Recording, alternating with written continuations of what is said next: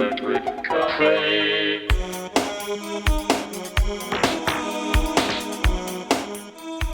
All right, welcome back to Electric Cafe. Today, me and my friend Steve, Steve's my neighbor upstairs in the complex I live at, and uh, occasionally we get together and play some records, and we thought it'd be fun to review something we've never heard before. He has a liking to metal, he's been on the channel before, but he has a liking for metal and goth and punk and anything else? Those are the most main three, I suppose. I guess blanket genres, yeah, metal, punk, goth stuff. Metal, punk, goth, and so I have some background in goth too, and I like a bit of goth rock and stuff like that. So I've been wanting to check out Fields of Nephilim for a long time, and it's strange how I know a couple songs in their discography, but not necessarily from their first album. So, but I've been wanting to check out their definitely their debut album, and then check out a few of their albums that I don't know. And I thought, what better way to break them in to have us both do it because we both haven't heard it. So we just got done playing the record, and there's 8 tracks on there. This album came out in 1987. Um, I did notice that Mark Fryer engineered this, which I'm trying to remember what Mark Fryer has also done, but I recognize the name. And there's the first track is an intro, but for the most part, we we we added up our score and divided by 7 tracks, the actual full 7 tracks. What was your thoughts on the album? Where do you think we should start? Um, I don't know. You want me to start with mine? I'll just go over it and everything like that. Sure. Well, let's do them together. Let's do them together. What All about right. the first track? What were your thoughts? The intro. We were kind of both on the same thing, like a 5. Yeah, I give it a But it five. was, I mean, there's not a whole bunch to say. It was really short. I mean, there's neat guitar work, but other than that, I don't have a whole lot to say about it. So yeah, it was straightforward. We didn't actually, again, we didn't include the intro into the scoring of the album, but we did actually both rate it a 5, strangely enough. But that's kind of good because um, I like intros.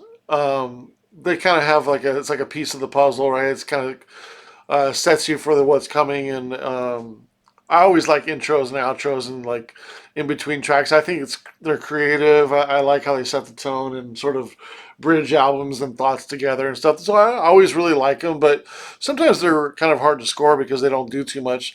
This one is pretty good for sure. I feel like it's got a nice atmosphere it sort of creates, and got kind of a strong riff in there, and then it kind of just kind of goes out, and then track number 2 start, which I think Steve really enjoyed that track. yeah, that one. I actually gave that one an 8. The vocals are kind of goofy in my opinion. Very good track though.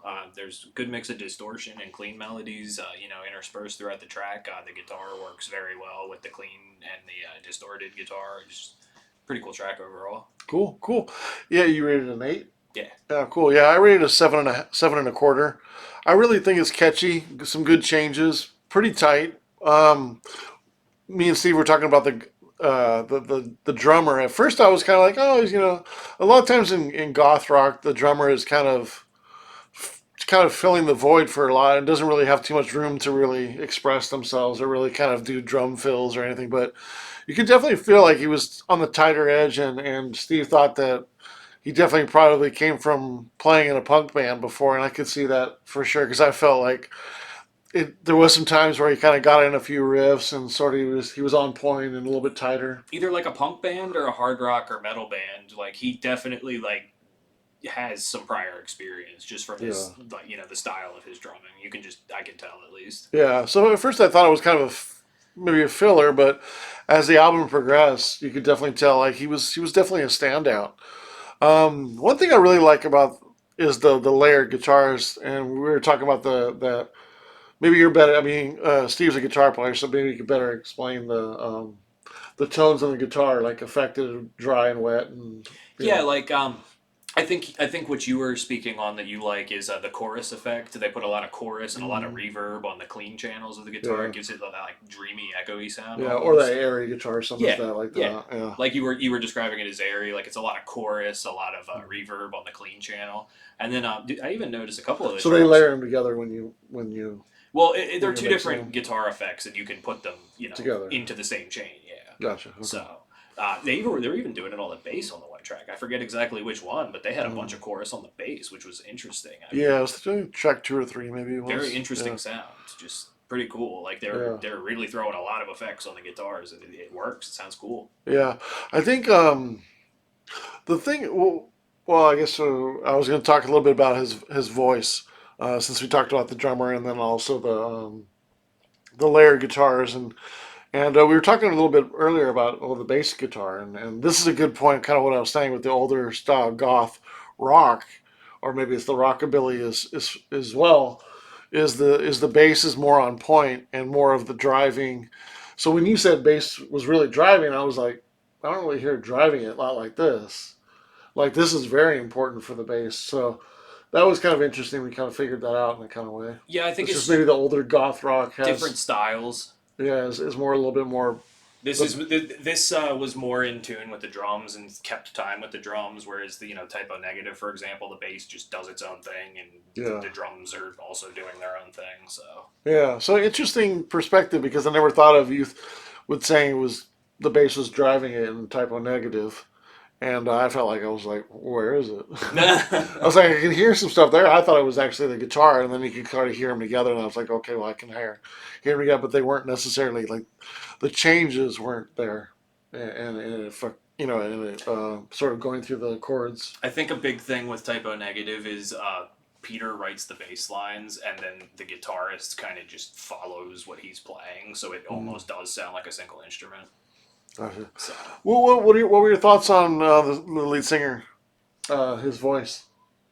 Because I think this would be an interesting conversation. I did write down for two of these tracks that the vocals are very, very goofy.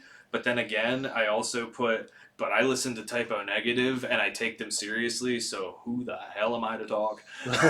So, Yeah, it's interesting. like, some people probably think Peter Steele sounds goofy. Yeah, that's fine. Well, you know what's funny was I was going to show Steve. He's never heard of Cassandra Complex, and if anybody knows Cassandra Complex on there, they're kind of even more maybe opera and sort of high pitched and almost to the point where sometimes it sounds like a little bit like a girl, but just very very small, but it's very dramatic and almost to a point where it's like opera. And so to me, like the gentleman's voice in here, and I don't know his name, but I think it fits great for the style. Oh, for sure. It's And even though it's a little bit cheesy, I mean that's kind of maybe that's the sound of a goth singer, and maybe that's probably from tradition of like Sisters of Mercy and and Fields of Nephilim for sure, since they were around there pretty early. But it definitely has that more boomy kind of deep baritone, yeah. sound like I was also some mostly sort of. kidding when I said it was goofy. Like, No, for no, the no. genre, it's totally on par. It works. Yeah, I mean, I can see a lot of people thinking it was, ooh, that's kind of like Yeah. the kind of maybe people that wouldn't like goth would be kind of, oh, it's trying to be scary. Outsider perspective, I would suppose, would Yeah, probably be like, yeah, it's a little goofy. yeah. So it's kind of like that. I'm trying to think of what monster sort of is it. Frankenstein sort of sings like that. I mean, or talks like that, like ooh, what I mean, I don't know. I've never really watched movies. like a ghost or something like that. But anyways, um, yeah, just kind of that gothic. I mean, I guess like uh, was it Hazel Rathbone was the original. Uh, Another was Bela Lugosi, of course, but Hazel Rathbone, I think, was the person who played. Was it Halloween or Dracula? I can't remember which one it is, but anyways, those are the two main actors of the older movies. But one of them sort of has a deep voice like that. But yeah, track number 3, Volcane. I gave it 7 stars. I really like the. At first, I thought it was like an acoustic guitar, but Steve told me it's it's definitely just a clean signal of an electric guitar. Yeah. And so, but I really like this one's a little bit more melodic. At first, I thought I would like this even more than Slow Kill. Like it kind of had a good beginning as well as like Slow Kill, but towards the end, it kind of I don't know, kind of I wouldn't say petered out, but it didn't really kind of hit the level that I wanted to. But I still think it's a very good track. I gave it 7 stars. What about you, Steve? Yeah, I gave that one a 6. The beginning I didn't really like too much, but then I did like the second half of the track. Kind of where the guitars fade out and they did that cool, just like bass interlude part. Oh yeah, that was cool. It very much. I listened to like a lot of goth inspired bands from the '90s and stuff like that, and I really that track I see where they get their inspiration from. Like if you would have told me that was an AFI song off "The Art of Drowning," that little bass interlude part, I would have been like, oh yeah, okay. Mm. Like it just I really see where the bands that I appreciate get their influence from in that track. Like it sounded very on par. Yeah. So it's kind of cool to hear where that comes from. Yeah, that's what's cool about going through the history and really knowing the bands in the genres that you're into, so you can kind of see who was not necessarily who was the first, but you just kind of like you're kind of tracking the history of whatever genre you like, and it's cool doing that. So Yeah. it kind of gives you more perspective of the styles that you do like. Track 4 was definitely a an interesting one. I feel like this one would be a track. This is I'm not sure that I'd call this one the ballad of the album, but I think this one is kind of probably the most long drawn out as far as like the slower pacing one. And I would think this track 4, the Vet for the Insane, would really kind of grow on you after, or maybe you have to be in the exactly right mood to really even appreciate it more. But I still really liked it. I also gave it 7 stars out of 10. Very good track. I really like the atmosphere, and really the atmosphere of the entire album is really solid. I did wish there was maybe another track or two would have been nice, but also maybe a little bit more atmosphere in some tracks. I feel like there might have been an opportunity to to create a little bit more of a maybe a mysterious note or maybe like a different interlude, like maybe an outro.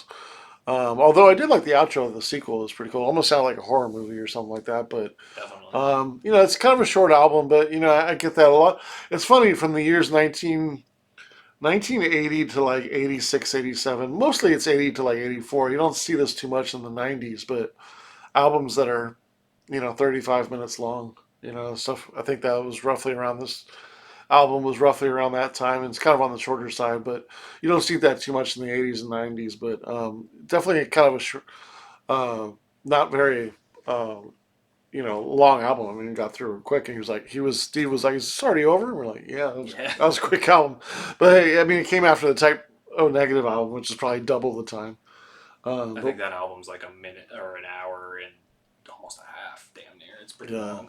What'd you think of Vet for the Insane, track number 4? So I liked that it had like a relaxing melody. Some of the guitar work, it almost sounded like funeral doom metal. That chorus filled like clean channel from the electric guitar. Like I almost wonder if some of those funeral doom metal bands that I enjoy drew inspiration from this, because that sounded like Disembowelment, for example. I know you don't know who that is, but their clean work in their songs, it sounded extremely close to like the clean work in that song. So it almost made me wonder, is this where they got that idea? Because it sounds almost identical. Interesting. Like in a good way, though. It's really interesting. What'd you give that track? I gave that one a 6.5. 6.5. Cool. Yeah. So we're pretty much right in line for the most part right now. Track number 5. I feel like this one has some potential, but doesn't really quite get there for me. I gave it a 6.25 stars. I don't know. It didn't really do as much for me as the other songs, but it's my second least favorite song of the 7 we were scoring. What'd you think? That one definitely had a very psychobilly sounding guitar riff. Oh, that was the one, yeah. Yeah. It was okay. It didn't really jump out at me. I gave it a 5. Like, It wasn't bad. It wasn't great. Just not much to say about it. Gotcha. Track number 6, Reanimator, is a fairly quick song. It's just a little bit under 3 minutes. I felt it was like tighter, a little bit more straightforward. Maybe I wouldn't say more the poppy song on the album, but maybe it was sort of the potential was there to be sort of more of a straightforward song. But it didn't really kind of get to the heights, and it really kind of lacked a little bit of depth for me. So I gave it 5.5 stars. It wasn't really on. It was my least favorite song on the album. Least dramatic, least gothy, all that. But I gave that one a 6. If that was the album opener, you could have fooled me and told me this was a psychobilly album, and I would have believed you. It was very reminiscent of like rockabilly, psychobilly, like that punk rockabilly fusion. It just sounded like it's kind of what made me think, these guys have got to have some sort of a punk rock background as well. It was just very reminiscent of other bands like that. So, not a bad track. I give it a 6. It was all right. Cool. Yeah, we're kind of right around the same spot again. Now I think the last track's a really strong ending. I felt like Dawnrazor was probably the most interesting track on the album, don't you think? I did really like that one. Yeah, I gave that one an 8. I really, really liked the guitar work in that one. It had like a very old school rock and roll sound. It almost had like, it almost sounded like a mixture of like blues rock, like 90s stoner rock, and like goth at the same time. Really comes in powerful. It comes back into that chord, like yeah, it kind of grabs you. Yeah, like it was very, I don't want to say like Van Halen sounding riff, but like if I heard that same riff in a Van Halen track, it would have fit. Yeah, I couldn't pinpoint it. I was trying to pinpoint it to like some kind of early 70s rock album or song, like, and I was just like, I was going through my head of all the, it's not Led Zeppelin, no, it's not The Who, it's not, but there was something in the that just kind of made me kind of like, like there's some popular rock band that it's just not hitting with me, but that I feel like it kind of could compare to, and I don't know if it was, I don't know, it was kind of boggling me. Maybe I'll have to play it again, but it definitely has a reminiscent of some popular 70s rock band. If And of course it'd be blues inspired because all the bands from the late 60s and 70s were blues inspired rock bands. It almost sounded kind of like Eddie Van Halen's guitar playing in a way, because like he would use like a lot of bends with like real bluesy riffs and stuff, especially in the earlier material. And it was slow too. It was like, I don't know. I really like the guitar work on that one. I gave that one an 8. Like that was a pretty good track. Yeah, I like that track too. I gave it a 7.75, so we're right in line there. And then Sequel is an interesting track because it's only roughly 2 minutes and 20 seconds, and then there's like 40 seconds of, or maybe a minute of, what sort of sounds like a horror movie, like I was saying. I don't know if it's just because of the first time I heard it, but it hit some really great atmospheric sort of portions. I really like the layering, the good drumming, the nice build, really tight and melodic to the point. It was something special about it. I don't know if it just hit this kind of key, kind of crescendo that I look for sometimes in sort of the anthemic kind of goth rock songs that can kind of hit that sort of point. But it was just something great about that track, and it's unfortunate it didn't kind of get back to that. It just does it once. But sometimes when you do that just one time on a track, it makes you want to play the track over and over and keep revisiting that one track because you like it so much. But I really, it feels strange to me now, sort of saying it's my favorite track because it's a shorter track, and then we just talked about one that was really interesting. And then, my favorite 3 tracks are the Sequel, Dawnrazor, and then Slow Kill. What were your 3 favorite tracks? I'll just do the Sequel real quick, and then I'll speak on that. Yeah. I did. I gave it a 5. I thought it had a cool bass line, but other than that, it was kind of generic sounding. I didn't really have a lot to say about it. Like, it's just a song. I don't know.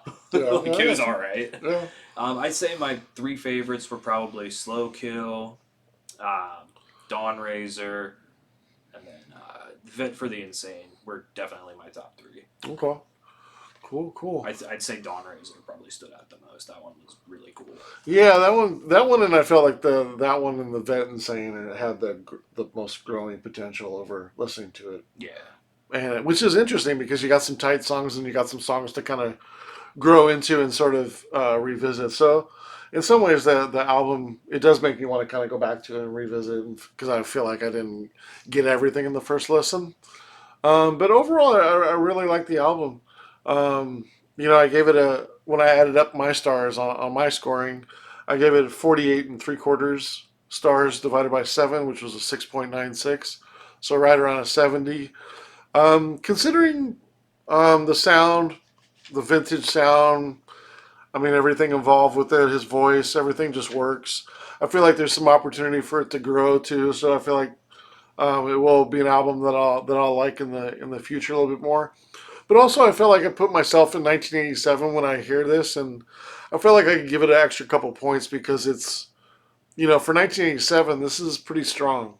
And, in a lot of ways, I mean, who was sort of doing rockabilly and then even like a little bit of blues in the goth?